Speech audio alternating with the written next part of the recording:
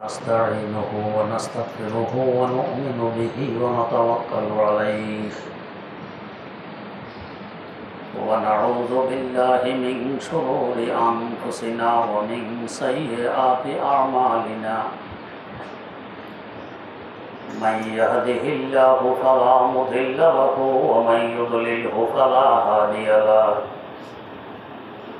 ونشهد أن لا إله إلا الله وحده لا شريك له ونشهد أن سيدنا ونبينا ومولانا محمدا عبده ورسوله أرسله بالحق بشيرا ونذيرا وداعيا إلى الله بإذنه وسراجا منيرا صلى الله تعالى عليه وعلى آله وأصحابه وسلم تسليما كثيرا كثيرا أما بعد فأعوذ بالله من الشيطان الرجيم بسم الله الرحمن الرحيم أولئك الذين طبع الله على قلوبهم وسمعهم وأبصارهم وأولئك هم الغافلون لا جرم أنهم في الآخرة هم الخاسرون ثم إن ربك للذين هاجروا من بعد ما فتنوا ثم جاهدوا وصبروا إن ربك من بعدها لغفور رحيم يوم تأتي كل نفس تجادل عن نفسها وتوفى كل نفس ما عملت وهم لا يظلمون صدق الله مولانا العظيم সূরা নাহলের 108 নম্বর আয়াত থেকে তেলাওয়াত করা হয়েছে। আগের আয়াতে কাফেরদের কিছু আলোচনা ছিল, এরা ঈমান আনয়ন কেন করে না। কারণ ছিল বিআন্নাহুম মুস্তাহাব্বুল হায়াতাদ দুনিয়া আলাল আখিরাহ, এরা আখিরাতের উপর দুনিয়াকে অগ্রাধিকার দিয়েছে, দুনিয়া চাই। এতে করে ঈমান আনয়ন করা তাদের ভাগ্যে জোটেনি। বিভিন্ন কারণে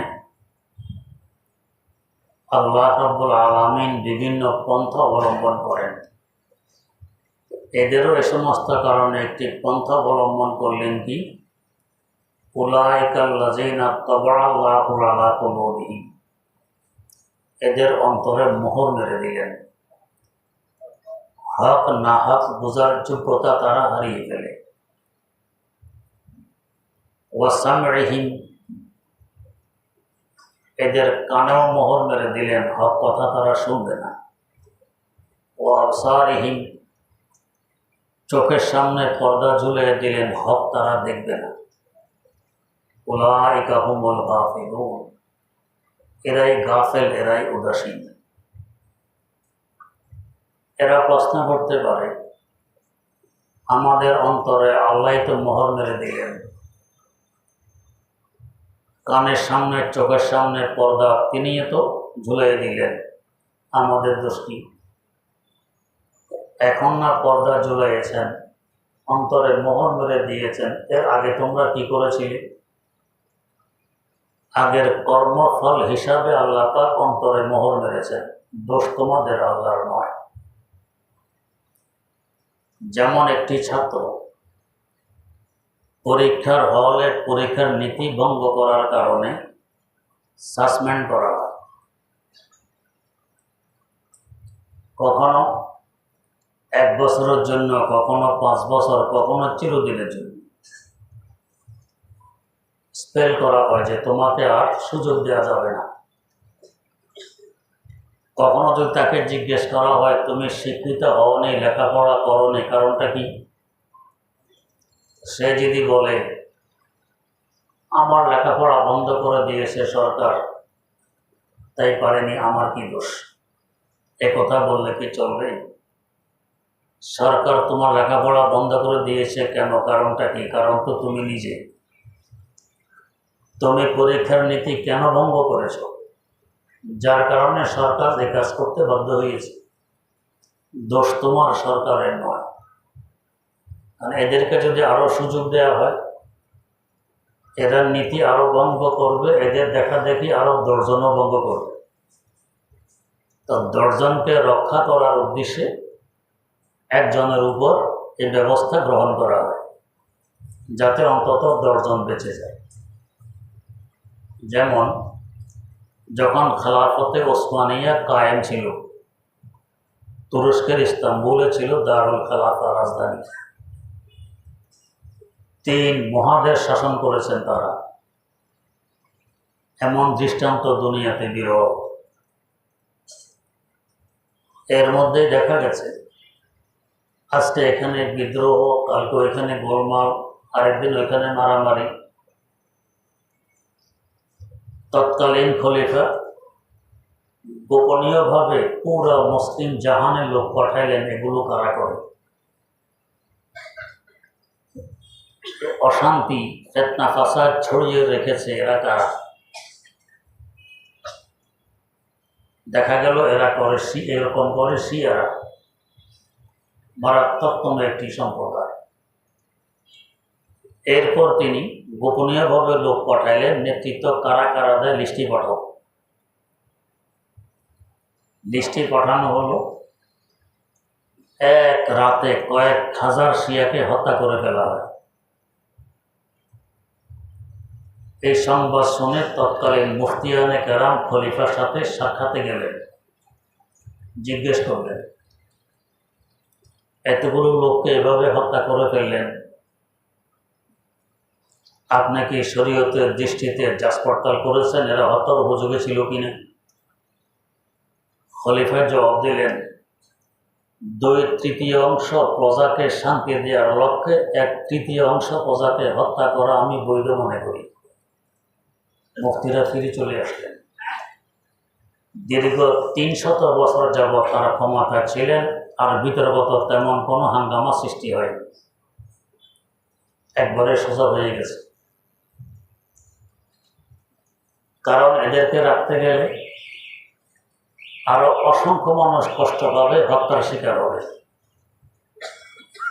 একজনকে রাখতে গেলে 10 জন নষ্ট হলে একজনকে বিয়োগ করে দাও। বিভিন্ন শিক্ষা প্রতিষ্ঠান থেকে ছাত্রকে বহিষ্কার করা হয়, আসলে ভালো কাজ নয়। সে লেখাপড়া করতে এসেছে, তাকে কেন বহিষ্কার করব? কিন্তু শিক্ষকরা দেখেন অপরাধ 2 ধরনের হয়ে থাকে। এক ধরনের অপরাধকে আমরা বলি লাজেমি অপরাধ, যে অপরাধ করে তার ক্ষতি হয়, অন্যের ক্ষতি হয় না। আরেক প্রকার অপরাধকে বলা হয় মোতারাদ্দি অপরাধ, যে অপরাধ করে তারও ক্ষতি হয়, এর দ্বারা অন্যরা ক্ষতিগ্রস্ত হয়। প্রথম প্রকার অপরাধে সাধারণত বহিষ্কার করা হয় না, চেষ্টা করা হয় তাকে অপরাধ থেকে বিরত রাখা। আর দ্বিতীয় প্রকার অপরাধ সামনে আসলে তখন বহিষ্কার করা হয়। সে নিজে যে নষ্ট হবে তা নয়, আরো অসংখ্য সাথীকে নষ্ট করবে, প্রতিষ্ঠান নষ্ট করবে, তাই একে অপসারণ করা হয়। যেমন দেহে যদি কোথাও টিউমার দেখা দেয়, আর কেউ যদি বলে বলোই তো গোস্ত একটু বেড়ে গেছে, অসুবিধা কি? এক জায়গায় ফুলে গেছে, গোস্ত বেড়ে গেছে, বলাইতে করে রেখে দিলে টিউমার এক সময় ক্যান্সারের রূপ নেবে। আস্তে আস্তে আপনার পুরো দেহ নিয়ে টান দিবে, আপনি আর বাঁচতে পারবেন না। প্রথমে এই টিউমার অপারেশনের মাধ্যমে কেটে ফেলে দিতে হবে। দেহে অস্ত্রোপচার, কাটাকাটি আসলে কি ভালো কাজ? কষ্ট হয়, ব্যথা হয়, তারপরও এই কাজটি করতে হবে কেন? পুরা দেহকে বাঁচাইতে হলে এতটুকু কেটে ফেলে দিতে হবে। এক বেটা বর্ষাকালে গরুর জন্য কচুরিপানা কাটতে গেছে। কচুরিপানা বাম হাতে মুঠ করে ধরে তো ডান হাতে কাছে দিয়ে গোড়া দিয়ে কেটে নেয় নৌকায় করে। এর মধ্যে হঠাৎ সাপ এসে আঙ্গুলের মাথায় কামড় দিয়েছে। লোকটি দেখলো আমি এখন নৌকা চালাইয়ে কচুরিপানা ঠেলে কিনারায় যাব, এরপরে যারা সাপের বিষ নামায় তাদের খোঁজ করে তখন আমি বাঁচব না। তার হাতে তো কাঁচি আছে, সাপে কামড় দেওয়া মাত্র এক কোবে আঙ্গুলের এক পর কেটে ফেলে দিয়েছে। এখন শুধু কাটার ব্যথা আছে, সাপের ব্যথা আর নেই, লোকটি বেঁচে গেছে। তো এই যে আঙ্গুলের এক পর কেটে ফেলে দেয় আসলে কি ভালো কাজ না, কিন্তু কেন করলো? যে এতটুকু অঙ্গের মহব্বত করতে গেলে আমার পুরা দেহ চলে যাবে, বাঁচবই না। তো পুরা দেহকে রক্ষা করার লক্ষ্যে একটু কেটে ফেলে দিই, এটাই ভালো। বেঁচে গেছে, সে আর মারা যায়।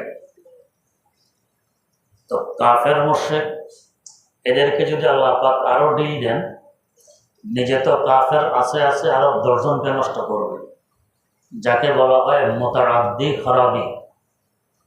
নিজের মধ্যে সীমিত থাকে না, অন্যের মধ্যেও থাকে। তখন আল্লাহ রাব্বুল আলামিন অন্তরের মোহর মেরে দেন, হক এবং বাতিল বুঝার ক্ষমতা থাকে না। তার কথাবার্তায় চাল চলনে অন্যেরা সহজে বুঝতে পারে, হক বাতিল বুঝার ক্ষমতা তার নেই। অতএব তার কথা কেউ শুনবে না, তার কথায় কেউ কান দিবে না। তো আল্লাহ রাব্বুল আলামিন বেশি বান্দাদেরকে রক্ষা করার লক্ষ্যে অল্প কিছু কাফের মুশরিকের অন্তরে মোহর মেরে দেন, তার কৃতকর্ম ফল হিসাবে। দোষ আল্লাহ নয়, দোষ তার। অতএব সে যদি বলে আমার অন্তরে আল্লাহ তো মোহর মেরে দিয়েছেন, আমার কি দোষ, একথা বললে সে বাঁচতে পারবে না, যে তোমার কারণে তোমার অন্তরে মোহর মারা হয়েছে। উলাইকা আল্লাযীনা তাবাআল্লাহু আলা কুলুবিহিম ওয়া সামঈহিম ওয়া আবসারিহিম। হক কথা হয়তো শুনবেই না, শুনলেও গ্রহণ করবে। দেখবেন যারা বাতিল, দেখা গেছে বাতিল পন্থা, হকের উপরে লেখা একটি কিতাব, একটি বই দেওয়া হয়েছে, এটা পড়ো। বই ঘটনা আমার সামনে আছে, নিক্ষেপ করে ফেলে দেয়, ছড়ে মারে, এটা পড়া যাবে না, পড়বো না। তার মানে বোঝা গেছে মোহর মেরে দিয়েছে আল্লাহ পাক অন্তরে। হক বোঝার জন্য যে একটা বই পড়বে, এটাও সে রাজি নেই। হক কথা শুনবে যে রাজি নেই। ঠিক আছে, চলো অমুক বিজ্ঞ আলেম আছে তার কাছে, না ওখানে যাবো না, আসবে না, হক কথা শুনতে রাজি নেই। ঠিক আছে, অমুক লেখাটা একটু দেখে নাও, দেখতে রাজি নেই। এতে বোঝা যায় আল্লাহ পাকের কথা কত সত্য।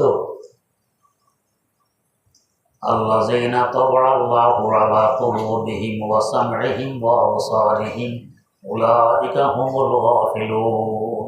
এরা গাফেল, হক বুঝার না বুঝার ব্যাপারে উদাসীন, বুঝে এদের কিসমতে হয়নি, নিজ কর্মফল হিসাব।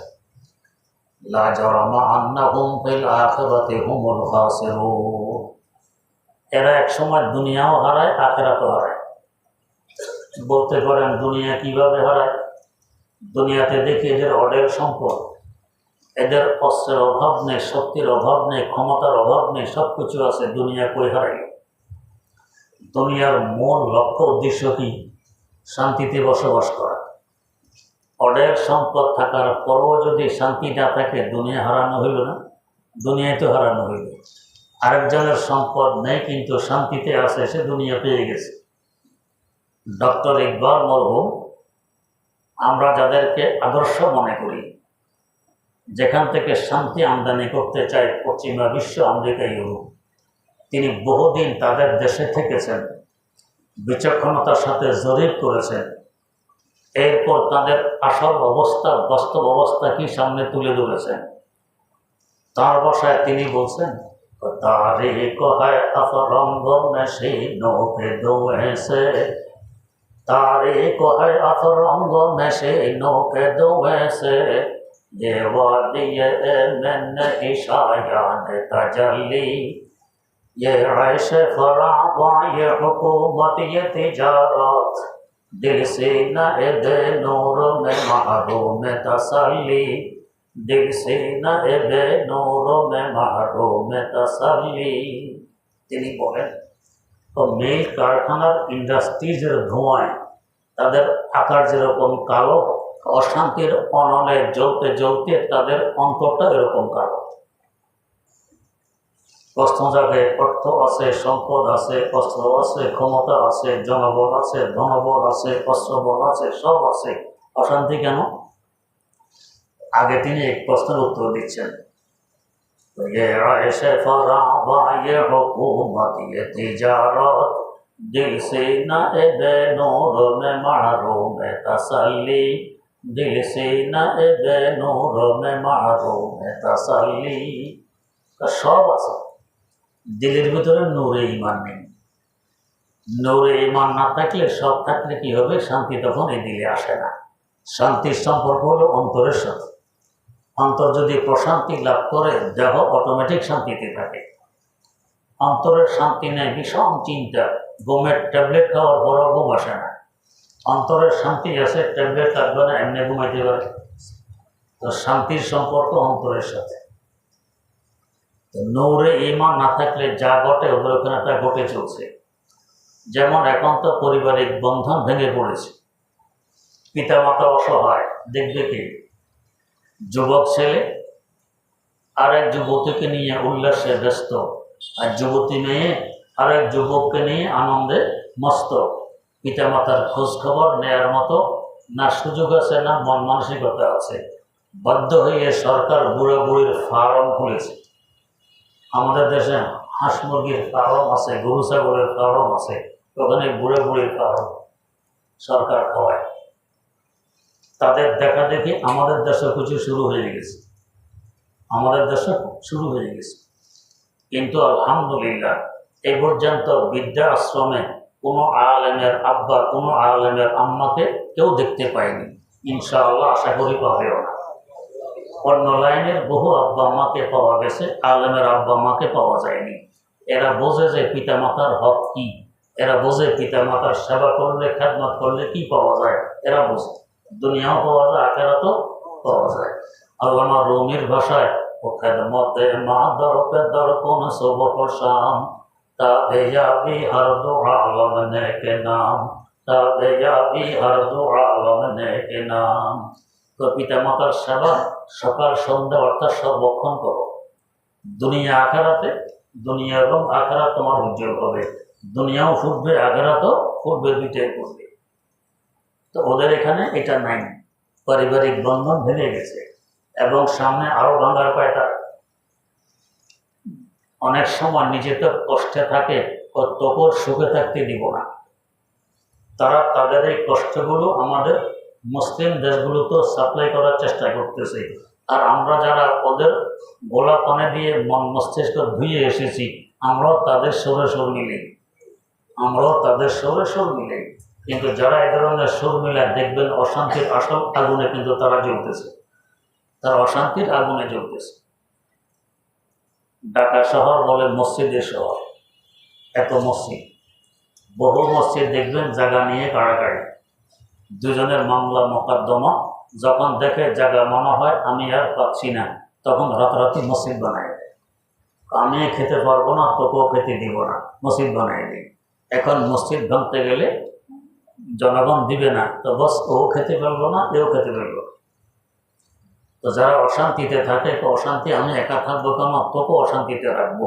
তো সে অশান্তির বাতাস আমাদের দেশেও সাপ্লাই দেয়। আল্লাহ রাব্বুল আলামিন সহি বুঝার তৌফিক দান করুন। উলাইকা হুমুল গাফিলুন লা জারামা আন্নাহুম ফিল আখিরাতি হুমুল খাসিরুন। দুনিয়া তো তারা হারিয়ে ফেলেছে, আখিরাতের মধ্যে তারা থাকবে বড়ই ক্ষতিগ্রস্ত। আখিরাতও হারিয়ে ফেলেছে, দুনিয়াও হারিয়ে ফেলেছে। এখানেও শান্তি নেই, ওখানেও শান্তি নেই। সুম্মা ইন্না রাব্বাকা লিল্লাযিনা হাজারু মিন বাদি মা ফুতিনু সুম্মা জাহাদু ওয়া সাবারু ইন্না রাব্বাকা মিন বাদিহা লাগাফুরুর রাহিম। আল্লাহ রাব্বুল আলামিন যেখানে কাফেরের কথা আনেন, সাথে সাথে মুমিনের কথা আনেন। যেখানে জাহান্নামের আলোচনা করেন, তার সাথে জান্নাতের আলোচনা করেন, যাতে মুমিন একবারে নিরাশ না হয়, আর আবার একেবারে আশা বেঁধে বসে না থাকে। নিরাশ হয়ে যাওয়া এটাও ক্ষতিকর, আর আশা নিয়ে বসে থাকা এটাও ক্ষতিকর। আশা এবং নিরাশের মধ্যখানে থাকা, এটি হলো আসল নিয়ম। তাই এই মধ্যবর্তী স্থানে রাখার জন্য আল্লাহ পাক শাস্তির সাথে পুরস্কারের ঘোষণা দেয়। কাফেরের সাথে মুমিনের আলোচনা করে। এতক্ষণ কাফের, মুশরিক, নাস্তিক, মুরতাদের আলোচনা করেছেন, এখন মুমিনের আলোচনা শুরু করতেছেন। কি? সুম্মা ইন্না রাব্বাকা লিল্লাযিনা হাজারু। ইসলাম আসার আগে যারা কাফের ছিল, ইসলামের পরে যারা ঈমান আনয়ন করেছে, আনয়ন করে দেখে এখন মক্কায় মুকাররমায় থাকা আর সম্ভব নয়, কাফেররা থাকতে দিচ্ছে না। হিজরত করে দেশ ত্যাগ করে চলে গেছে, কেউ হাবশা, কেউ মদিনায় মুনাওয়ারা। মিন বাদে মা ফুতিনু, জুলুম অত্যাচারের স্টিম রোলার তাদের উপর চালানোর পর হিজরত করে দেশ ত্যাগ করেছে। সুম্মা জাহাদু, এরপর আবার আল্লাহ রাস্তায় জেহাদ করে দেশে ফিরে এসেছে। মক্কা বিজয়ের দিকে ইঙ্গিত করা হচ্ছে। ওয়া সাবারু, এবং যে সমস্ত কষ্ট তারা ভোগ করেছে, অর্থ সম্পদ সব কিছু কাফের মুশরিকরা গ্রাস করে নিয়েছে, এরা ধৈর্য ধারণ করেছে। আল্লাহর উপর প্রশ্ন উত্থাপন করেন যে আল্লাহ, তোমাকে মানলাম, এরপরে আমাদের এই দশা কেন? উচ্চ মর্যাদা পেতে হলে, বড় হতে হলে আগে কিছু পরীক্ষা দিতে হয়। পরীক্ষা ছাড়া উচ্চ মর্যাদা লাভ করা যায় না। তা আল্লাহ পাক পরীক্ষা হিসাবে কিছু কষ্ট তো দিয়েছেন, কিন্তু এরা ধৈর্য ধারণ করেছে। সাবারু ইন্না রাব্বাকা মিন বাদিহা লাগাফুরুর রহিম। এরপর আল্লাহ পাক তাদের পিছে কাফের থাকা অবস্থায় যত গুনাহ খাতা ছিল সব আল্লাহ পাক ক্ষমা করে দিয়েছেন, যেহেতু তিনি বড়ই ক্ষমাশীল, তিনি বড় দয়াবান, সব কিছু ক্ষমা করে দিয়েছে। তো এই ক্ষমা তো ইসলাম নেওয়ার সাথে সাথে ক্ষমা হয়ে যায় পিছনের সমস্ত গুনাহ খাতা। ইসলাম আনয়নের সাথে সাথে পিছনের সব গুনাহ খাতা ক্ষমা হয়ে যায়। মুসলিম শরীফে হাদিস বর্ণিত, আল ইসলাম ইয়াহদিমু ফিমা ক্বাবলু, আগের যত গুনাহ খাতা ছিল ইসলাম সব কিছুকে মিটিয়ে দেয়। ইসলাম আনা মাত্র সাথে সাথে নিষ্পাপ হয়ে যায়। একবার আমার সামনে আমার শেখ মুর্শিদ শেখুল ইসলাম আল্লামা তাতে ওসমান দামাত বরকাতুহু এক ব্যক্তিকে মুসলমান বানাইলেন। মুসলমান বানাইয়ে হজরতের মতো মানুষ, যে গোটা দুনিয়া এখন তার দৃষ্টান্ত পেশ করতে অক্ষম, এত বড় বিজ্ঞ আলেম, এত বড় বুজুর্গ আরেকজন খুঁজে পাওয়া এখন কঠিন। সারা দুনিয়া তার দিকে তাকাই আছে, জবান দিয়ে কি বের হয় এটা মানবে, কলম দিয়ে কি বের হয় এটা মানবে। ওনার মতো মানুষ একটা কাফের এক সেকেন্ড আগে কালেমা পড়ানোর পর হযরত দাঁড়ায় গেলেন, তো আপনার সাথে একটু মন আঁকা করে দিন, একটু কোলাকুলি করি। কেন? তো আপনি এখন নিষ্পাপ, আমার তো বহু গুনাহ আছে। নিষ্পাপের সাথে কোলাকুলি করা এটা বরকতের কারণ, আপনার সাথে একটু মন আঁকা করে নিন। আল্লাহ রাব্বুল আলামিন বলেন, আগে কাফের থেকেছ, ঈমান আনার সাথে সাথে পিছনের সব গুনাহ ক্ষমা হয়ে গেছে। আর সামনের গুনার জন্য এখন তওবা জরুরি। সামনের গুনাহ যে আমি ইসলাম আনয়ন করেছি, ঈমান আনয়ন করেছি, ইসলাম গ্রহণ করেছি, এখন আমার আগের গুনাহ মাফ হবে, কয় না, এটা ঠিক হবে না। পিছনের গুনাহ ইসলামের উসিলায় মাফ হয়ে গেছে, সামনের গুনাহ মাফ হতে হলে তওবা লাগবে। তওবা কি? আমরা হয়তো মনে করি গুনাহ করলাম বলে আল্লাহ তওবা তওবা, এটার নাম তওবা নয়।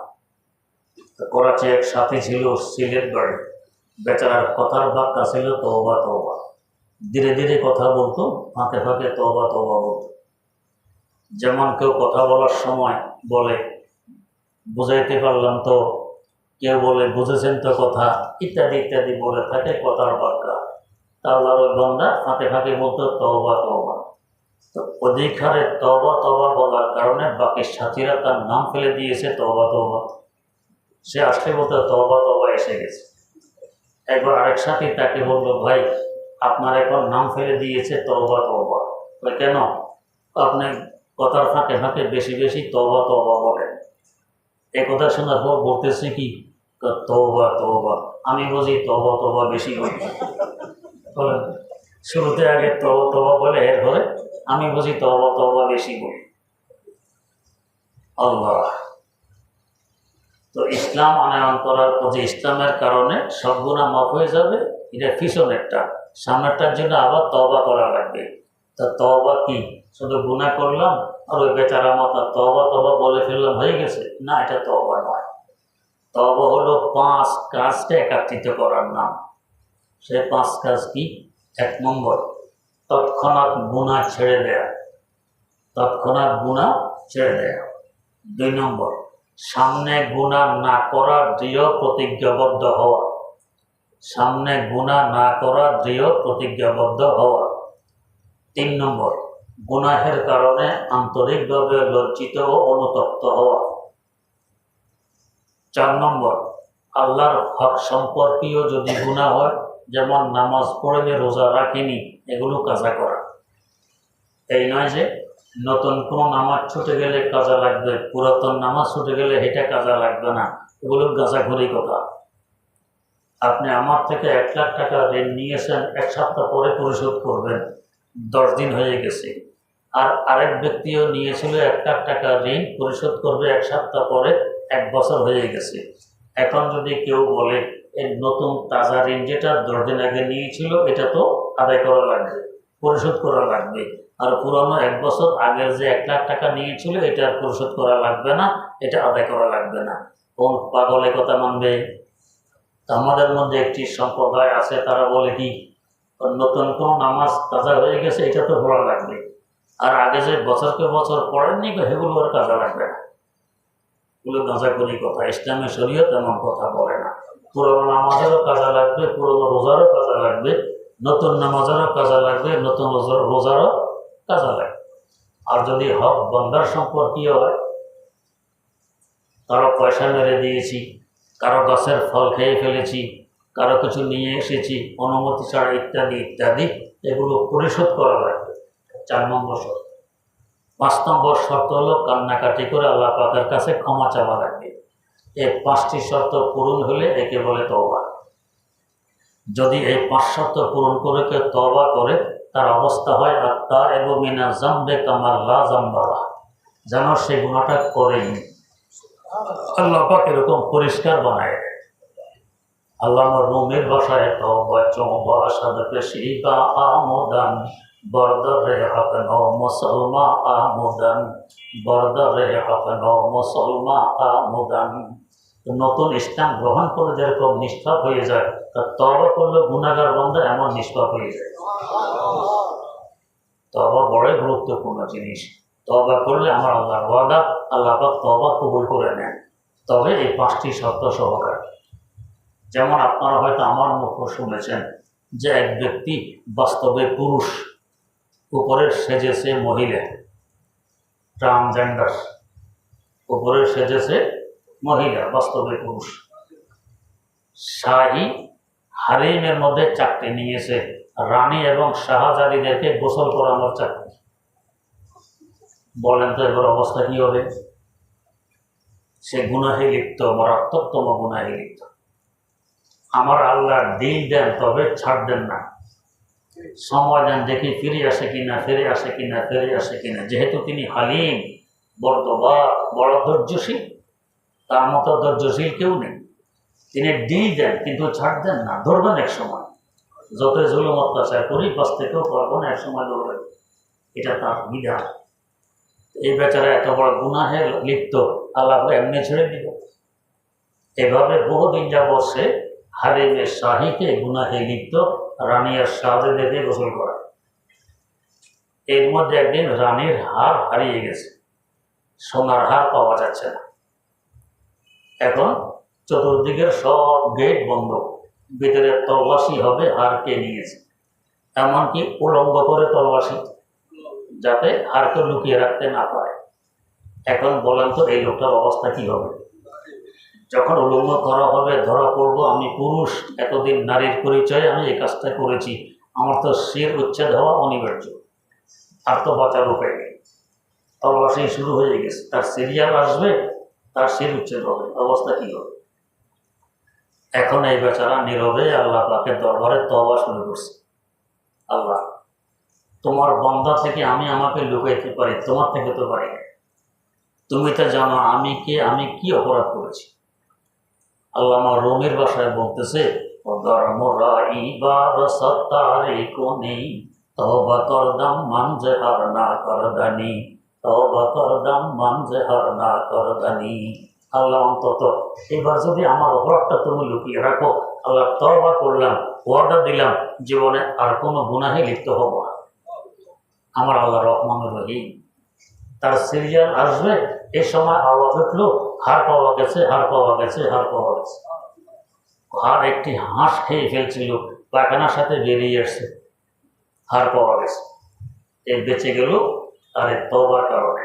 আমার আল্লাহ কত বড় দয়াশীল যে এত বড় গুনাহে লিপ্ত ছিল বহুদিন যাবৎ, তারপরও ওই 5 সপ্তাহ পূরণ করে তওবা করেছে, আল্লাহ রাব্বুল আলামিন কবুল করে ফেলেছে। তওবা চৌবা সাধক সেই মা আমদান, বরদারে হক নও মুসলমা আমদান, বরদারে হক নও মুসলমা আমদান। যেন সে মাত্র ইসলাম গ্রহণ করেছে, ফুলের মতো নিষ্পাপ হয়ে গেছে। সাইয়্যিদিনা হযরত মূসা আলা নবিয়িনা আলাইহিস সালাতু ওয়াস সালাম। বৃষ্টি বন্ধ, কাহাত সালি, দুর্ভিক্ষ, চতুর্দিকে হাহাকার, মানুষ না খেয়ে মারা যাচ্ছে।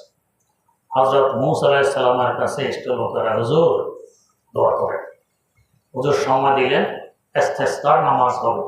ইস্তেসকার নামাজ, সব মানুষ মাঠে ইস্তেসকা পড়লে আল্লাহ পাক বৃষ্টি দেন। কিন্তু ইস্তেসকার আগে আল্লাহ পাক শুনাই দিলেন, ও মূসা বৃষ্টি হবে না, যতই নামাজ পড়ো দোয়া করো বৃষ্টি হবে না। কেন? কারণ তোমাদের এই মাজমার মধ্যে, এই মানুষগুলোর মধ্যে একজন জিনাকার আছে। এই জিনা অবস্থায় গুনাহ নিয়ে এখানে বসা, এই অবস্থা আমার রহমত নাজিল হতে পারে না, তাই বৃষ্টি দেওয়া হবে না। তেমন কথা। মূসা আলাইহিস সালাম ঘোষণা দিলেন, জিনাকারকে তাড়াতাড়ি মাজমা ছেড়ে বেরিয়ে যাও, সে থাকলে তো বৃষ্টি হবে না, বেরিয়ে যাও। এখন এই লোকটি বের হলে সবাই চিনবে যে লোকটি জিনা করে এসেছে, অবস্থাটা কি হবে তার? হোসেনে বিপদে। এখন চুপে চাপে 5 সপ্তাহ পূরণ করে আল্লাহ পাকের কাছে তওবা। আল্লাহ তুমি তো সত্তারুল গায়ুব, মানুষের দোষ তুমি ঢেকে রাখো, তোমার একটি গুণ। আল্লাহ আমি তো এই মহান দোষে দোষী। আল্লাহ আমি তওবা করতেছি, জীবনে আর গুনাহে লিপ্ত হব না, মেহেরবানি করে আমাকে বেইজ্জত করো না। এর মধ্যে বৃষ্টি শুরু হয়ে গেছে। মূসা আলাইহিস সালাম তো আশ্চর্য, যেখানে আল্লাহ পাক জানাই দিলেন বৃষ্টি হবে না, এখানে একজন জিনাকার আছে, এখন বৃষ্টি হয়ে গেল, ব্যাপার কি? আল্লাহ পাক জানাই দিলেন যে বান্দা জিনা করে এসেছে সে তৎক্ষণাৎ তওবা করে নিয়েছে, এখন সে নিষ্পাপ। অতএব এখন বৃষ্টি হতে আর বাধা হয়নি, তাই বৃষ্টি হয়ে গেছে। তো ইসলাম গ্রহণ করার মাধ্যমে পিছনের সকল গুনাহ মাফ হয়, সামনের গুনাহ ইসলাম দ্বারা মাফ হবে না, এটা তওবা অপরিহার্য, তওবা করলে মাফ হয়। ইন্না রাব্বাকা মিন বাদিহা লাগাফুরুর রাহিম। আল্লাহ রাব্বুল আলামিন বড় ক্ষমাশীল, বড় দয়াবান। তাই যত বড় গুনাহগারই হোক না কেন আল্লাহ পাক তওবা করলে ক্ষমা করে দেন। বরং গুনাহগারদের জন্য আল্লাহর দরবার থেকে ডাক আসে, আল্লাহর দরবার থেকে ডাক আসে। গুনাহের কারণে শ্রবণ শক্তি হারিয়ে ফেলেছি বিদায় সেই ডাক আমরা শুনতে পাইনি। যদি ওই শ্রবণ শক্তি থাকতো তা আমরাও শুনতাম। বুজগানা দিন বলেন কি ডাক? ওর ডাক হলো বাজ আ হর হাঁচে হস্তি বাজ, বাজ বাজ হর হাঁচে হস্তি বাজ, গর্ভাতে লোভিব গোরস্তি বাজ, গর্ভাতে লোভিব গোরস্তি বাজ। দরগাহে মা দরগাহে নাও মেদনিস, সদবা আলাদার তওবা শেকস্তি বাজা, সদবা আলাদার তওবা শেকস্তি বাজা। ও আমার ভাগুড়ে গো, যত দূরে থেকে যাও না কেন ফিরে আসো, ফিরে আসো, আমি তোমার অপেক্ষায় আছি। আমি দয়ার সাগর, আমি ক্ষমাশীল, আমি সত্তার গায়ুব, আমি গাফফারুজ যুনুব। ফিরে আসো, তোমার অপেক্ষায় আছি। আর হাঁচে হস্তি বাজা, যত বড় অপরাধ, যত গুনাহ করো না কেন ফিরে আসো। কেন? এই দরগাহে মা দরগাহে না ওমে ধনিস। আমার দরবার নরেশ্বতার দরবার নয়, নরেশ্বতার দরবার নয়। সদবা আলাগার তওবা শেকস্তি বাজা, শত সহস্রবার যদি তওবা বন্ধ করো, তারপরও ফিরে আসো, আমি তারপরও ক্ষমা করতে প্রস্তুত আছি, ফিরে আসো। আল্লাহ রাব্বুল আলামিনের দরবার এমন এক মহান দরবার, এখানে আসতে কেউ নিরাশ ফিরে যায় না। এখানে হাত পাতলে আল্লাহ রাব্বুল আলামিন বস্তা ভর্তি করে দেন রহমত দিয়ে, কেউ এখান থেকে ফেরত যায় না খালি হাত। এমন এক দরবার। আল্লাহর এক ওলি আল্লাহর ইবাদত বন্দেগীতে মশগুল, জিকির, আজকার, নামাজ ইত্যাদি। প্রতি রাত্রে যখন তাহাজ্জুদ পড়তে ওঠেন, একটা আওয়াজ আসে, কি তো তোমার এগুলো কিছুই কবুল হয়নি। উনিও শোনেন, ওনার খাদেমও শোনেন, কিছুই কবুল হয়নি। কিন্তু উনি ওনার কাছে আসেন, নামাজও পড়েন, জিকিরও করেন, ইবাদত বন্দেগীতে মশগুল। বহুদিন পর খাদেম বলতেছে, হুজুর এ খামাখা কষ্ট কেন করেন? ওই কি তো প্রত্যেক দিন তো আওয়াজ আমিও শুনি, কিছুই কবুল হয় না, তো লাভ কি এ কষ্ট করে? আরামে ঘুমান, এটাই তো লাভ। আল্লাহ বলি দরবার জবাব দিলেন, কি তো বেটা, কবুল হইল দরবার একটা, না হইল দরবার একটা, এর বাইরে আর কি দরবার আছে? এখান থেকে তারা দিলে আরেক দরবারে যাবো, আরেক দরবার কি আছে? দরবার তো নাই। কবুল হইলেও আমি এখানে, না হইলেও আমি এখানে। তো খোলে দরজা না খোলে तुझको इस पे क्यों नजर, खोले दरिया न खोले तुझको इस पे क्यों नजर, तू बस अपना काम कर दे लगाते सर बसर। দুয়ার খুলবে কি খুলবে না, যে ভিতরে আছে তার কাজ, তুমি আওয়াজ দিতে থাকো, এক সময় না এক সময় খুলবে। তো কবুল হবে কি হবে না এটা ওনার কাজ, তুমি তোমার কাজ করে যাও, তওবা করতে থাকো, ইবাদতে মগ্ন থাকো, কবুল করা না করা তো ওনার ব্যাপার। তো বুজুর্গ জবাব দিলেন, বেটা আরেক দরবার তো নাই, আরেক দরবারে গিয়ে ধন্যা দিব, দরবার একটাই, কবুল করলো এখানে, না করলো এখানে। আজকে আবার আওয়াজ আসছে, কি কবুল হস্তাগরচে হুনার নিস্তার, কবুল হস্তাগরচে হুনার নিস্তার, के जुज़्मा दिगर दर गाहे निस्ता, के जुज़्मा दिगर दर गाहे निस्ता। तो बंदा সব ইবাদত করতে গিয়ে নামাজ জিকির কবুল হয়ে গেছে, আজ সব কবুল হয়ে গেছে। যেহেতু আরেকটা দরবার নাই, এই ভরসা নিয়ে তুমি আমার দরবারে পড়ে আছো, সব কবুল হয়ে গেছে। তবে এমন এক জিনিস যে নতুন মুসলমান হলে যেরকম ভাবে ফুলের মতো সত্য নিষ্পাপ হয়, তওবার মাধ্যমে বন্ধ এভাবে নিষ্পাপ হয়। আল্লাহ রাব্বুল আলামিন আমাদেরকে তৌফিক দান করুন। সুবহানাল্লাহি ওয়া বিহামদিহি, সুবহানাকা আল্লাহুম্মা ওয়া বিহামদিক, আশহাদু আল্লা ইলাহা ইল্লা আনতা, আস্তাগফিরুকা ওয়া আতুবু ইলাইক।